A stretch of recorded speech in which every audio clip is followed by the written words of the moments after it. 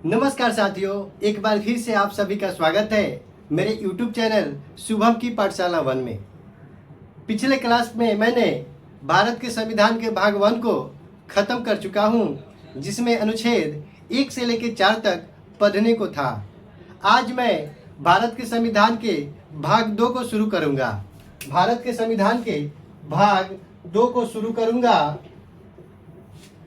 तो भाग 2 में चर्चा है आर्टिकल 5 से लेके 11 के बीच में नागरिकता का उल्लेख है। यानी कि भारत के संविधान के भाग 2 में अनुच्छेद 5 से लेके 11 के बीच में नागरिकता का प्रावधान है। क्या चीज का प्रावधान है? नागरिकता का प्रावधान है। भारत के संविधान के भाग 2 में नागरिकता का प्रावधान है। आर्टिकल 5 से 11 के बीच नागरिकता का उल्लेख मिलता है। तो बात करते हैं कि नागरिकता का मतलब होता क्या है। जैसे हम लोग भारत के नागरिक हैं, तो नागरिक का अर्थ होता है देश के उन निवासियों से जिन्हें राजनीतिक और कानूनी अधिकार प्राप्त हो। कई बार एग्जाम में क्वेश्चन पूछा हुआ है कि भारत के संविधान में नागरिकता ग्रहण करने के कितने तरीके हैं। तो भारत के संविधान में नागरिकता ग्रहण करने के 5 तरीके हैं। कौन कौन से हैं? तो एक में है जन्म से, क्या है? जन्म से। 2 में है वंश से। 2 में क्या है? वंश से। 3 में है पंजीकरण से, क्या है? पंजीकरण से। और 4 में है देशीकरण से। 4 में है देशीकरण से। और 5 में है किसी भूभाग को भारत में मिलाकर, किसी भूभाग को भारत में मिलाकर। तो हम लोगों ने देखा कि भारत के संविधान में नागरिकता ग्रहण करने के कितने तरीके हैं। यह एग्जाम में भी कई बार पूछा हुआ है। तो 5 तरीके हैं। 1 है जन्म से, 2 है वंश से, 3 में है पंजीकरण से, 4 में है देशीकरण से और 5 में है किसी भूभाग को भारत में मिलाकर। वैसे ही भारत की नागरिकता त्यागने के या खत्म करने के 3 तरीके हैं। परित्याग से, वंचित से और खत्म से। मतलब 5 तरीका है प्राप्त करने का और 3 तरीका है छोड़ने का। तो ऐसे हम लोग अब आर्टिकल 5 पे चलते हैं। आर्टिकल 5 में यानी कि अनुच्छेद 5 में क्या चीज का चर्चा है यह हम लोग जानेंगे। अनुच्छेद 5 में यह बताया गया है कि 26 जनवरी 1950 को भारत का नागरिक कौन कौन था। 26 जनवरी 1950 को भारत का नागरिक कौन कौन था। तो जिसका जन्म भारत में हुआ हो वह भारत का नागरिक होगा। जिसका माता पिता दादा दादी भारत के नागरिक हो तो वह व्यक्ति भी भारत का नागरिक कहलाएगा।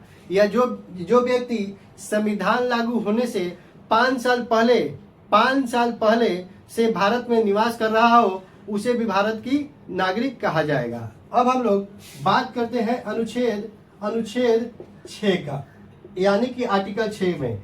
तो आर्टिकल 6 में यह प्रावधान है कोई व्यक्ति पाकिस्तान से भारत आता है उसके बारे में प्रावधान है। यानी कि पाकिस्तान से इंडिया आने वाले लोगों के बारे में प्रावधान है। तो इसमें 19 जुलाई 1948 से पहले कोई व्यक्ति पाकिस्तान से इंडिया आता है तो उसे स्वतः ही भारत की नागरिकता मिल जाएगी। कोई व्यक्ति 19 जुलाई 1948 से पहले पाकिस्तान से भारत आता है तो उसे स्वतः ही भारत की नागरिकता मिल जाएगी। लेकिन जो व्यक्ति 19 जुलाई 1948 के बाद पाकिस्तान से भारत आता है तो उसके माता या पिता भारत के नागरिक हैं या दादा या दादी भारत के नागरिक हैं तो उन्हें भारत की नागरिकता परमिट के जरिए मिलेगी।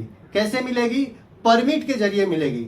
अब हम लोग बात करते हैं अनुच्छेद नंबर 7 का। अनुच्छेद नंबर 7 का इसमें यह बात है कि इंडिया से पाकिस्तान जाने वाले लोगों के बारे में प्रावधान है।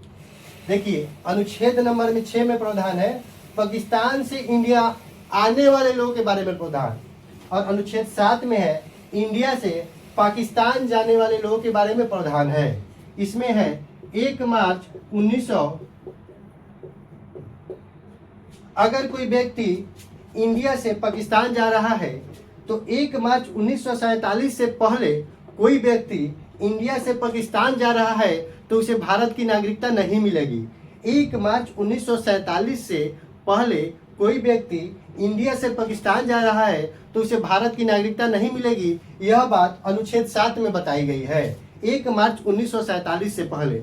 लेकिन कोई व्यक्ति 1 मार्च 1947 के बाद इंडिया से पाकिस्तान जाता है और 19 जुलाई 1948 से पहले भारत आ जाता है तो उसे परमिट के जरिए भारत की नागरिकता मिल जाएगी। उसके माता या पिता, दादा या दादी, नाना या नानी भारत के नागरिक हैं तो उन्हें परमिट के जरिए भारत की नागरिकता मिल जाएगी। चलिए इसको एक बार और समझते हैं अच्छे से। अनुच्छेद नंबर 6 में चर्चा है पाकिस्तान से इंडिया आने वाले लोगों के बारे में प्रावधान। अगर कोई व्यक्ति 19 जुलाई 1948 से पहले पाकिस्तान से इंडिया आता है तो उसे भारत की नागरिकता मिल जाएगी। लेकिन 19 जुलाई 1948 के बाद आता है तो उसे भारत की नागरिकता परमिट के जरिए मिलेगी। यहाँ तक समझ गए। अब अनुच्छेद 7 में चलते हैं। अनुच्छेद 7 में है इंडिया से पाकिस्तान जाने वाले लोगों के बारे में प्रावधान। अगर कोई व्यक्ति 1 मार्च 1947 से पहले इंडिया से यानी भारत से पाकिस्तान जाता है तो उसे भारत की नागरिकता नहीं मिलेगी। लेकिन वह व्यक्ति 1 मार्च 1947 के बाद जाता है और 19 जुलाई 1948 के पहले आ जाता है तो उसे भारत की नागरिकता मिलेगी परमिट के जरिए। यह दोनों अनुच्छेद आप लोग समझ गए। अब हम लोग चलते हैं आर्टिकल नंबर 8 में, यानी कि अनुच्छेद नंबर 8 में। इसमें यह प्रावधान है कि अगर कोई भारतीय व्यक्ति है, भारत की नागरिकता वाला कोई व्यक्ति है, अगर वह विदेश में सेटलमेंट हो गया है तो उसके उद्भव के बारे में चर्चा है। क्या है? उसके उद्भव के बारे में चर्चा है। जैसे मान लीजिए मैं एक भारतीय नागरिक हूँ, मेरे माता पिता भी भारतीय नागरिक है, मैं नेपाल घूमने गया या अमेरिका घूमने गया या फ्रांस घूमने गया और मैं मान लीजिए अमेरिका घूमने गया और अमेरिका मुझे बहुत अच्छा लगा और मैं वहीं पे रह गया। लेकिन मैं हूँ तो भारतीय लेकिन अमेरिका में रह गया तो क्या मेरे भारत की नागरिकता खत्म हो जाएगी? नहीं। जब तक मैं अमेरिका का मतलब नागरिकता ग्रहण नहीं करूंगी तब तक मेरा भारतीय नागरिकता बरकरार रहेगी। लेकिन मान लीजिए मैं 2 साल तक अमेरिका में रहूंगा तो क्या मेरे उद्भव के बारे में कुछ नहीं सोचा जाएगा? सोचा जाएगा। यह आर्टिकल 8 के माध्यम से उद्भव के बारे में सोचा जाएगा। ठीक है।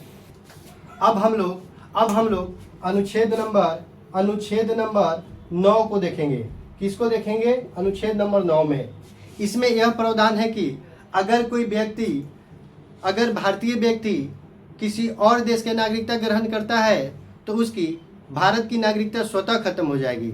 अब एग्जाम्पल में बताते हैं। जैसे मैं भारत के नागरिक हूँ और मैं अमेरिका घूमने गया, मुझे अमेरिका बहुत अच्छा लगा और मैं अमेरिका में रह गया और अमेरिका के नागरिक बन गया, यानी कि अमेरिका का नागरिकता धारण कर लिया।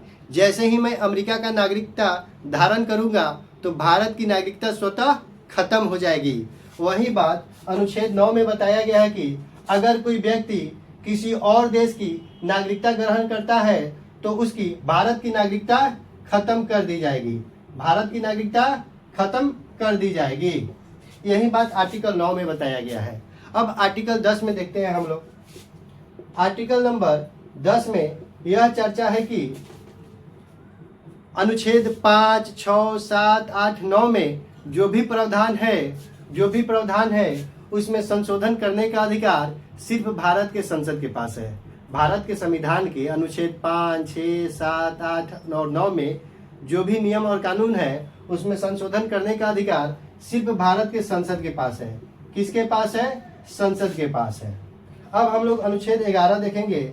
अनुच्छेद 11 में यह प्रावधान है कि नागरिकता से संबंधित जो भी और नियम और कानून होंगे वह सिर्फ भारत के संसद बनाएगा। कौन बनाएगा? भारत के संसद बनाएगा। ठीक है। भारत के संसद नागरिकता से संबंधित नियम और कानून बना सकता है। यह बात अनुच्छेद 11 में बताया गया है। लेकिन सिर्फ भारत के संसद को यह अधिकार मिला है। कोई राज्य का विधानसभा चाहे तो नहीं, नागरिकता के संबंध में नियम और कानून नहीं बना सकता है। कोई राज्य का विधान परिषद चाहे तो नागरिकता के संबंध में नियम और कानून नहीं बना सकता है। जब भी नियम और कानून बनाएगा तो भारत का संसद बनाएगा। अनुच्छेद 11 के माध्यम से नागरिकता से संबंधित जो भी नियम और कानून होंगे वह सिर्फ भारत के संसद के पास यह अधिकार होगा कि वह नियम और कानून बनाएंगे। किसी राज्य के विधानसभा या विधान परिषद को यह अधिकार नहीं मिला है कि वह भारत के नागरिकता के संबंधित में कोई नियम और कानून बनाए। यहाँ तक आप लोग समझ गए। चलिए एक बार हम लोग रिकॉल करते हैं। हम लोगों ने देखा आर्टिकल नंबर 5 में यह प्रावधान था कि 26 जनवरी 1950 को भारत का नागरिक कौन कौन था। तो वह व्यक्ति था जिसका जन्म भारत में हुआ हो, जिसके माता पिता दादा दादी नाना नानी भारत के मूल निवासी हो, तो वह व्यक्ति भारत का नागरिक कहलाएगा। या वो ऐसा व्यक्ति भी भारत का नागरिक कहलाएगा जो संविधान लागू होने से 5 वर्ष पूर्व से भारत में रह रहा हो। उसके बाद आर्टिकल नंबर 6 में हम लोगों ने देखा कि पाकिस्तान से इंडिया आने वाले लोगों के बारे में प्रावधान था। पाकिस्तान से इंडिया आने वाले लोगों के बारे में प्रावधान था। उसके बाद हम लोगों ने अनुच्छेद नंबर 7 में देखा इंडिया से पाकिस्तान जाने वाले लोगों के बारे में प्रावधान था।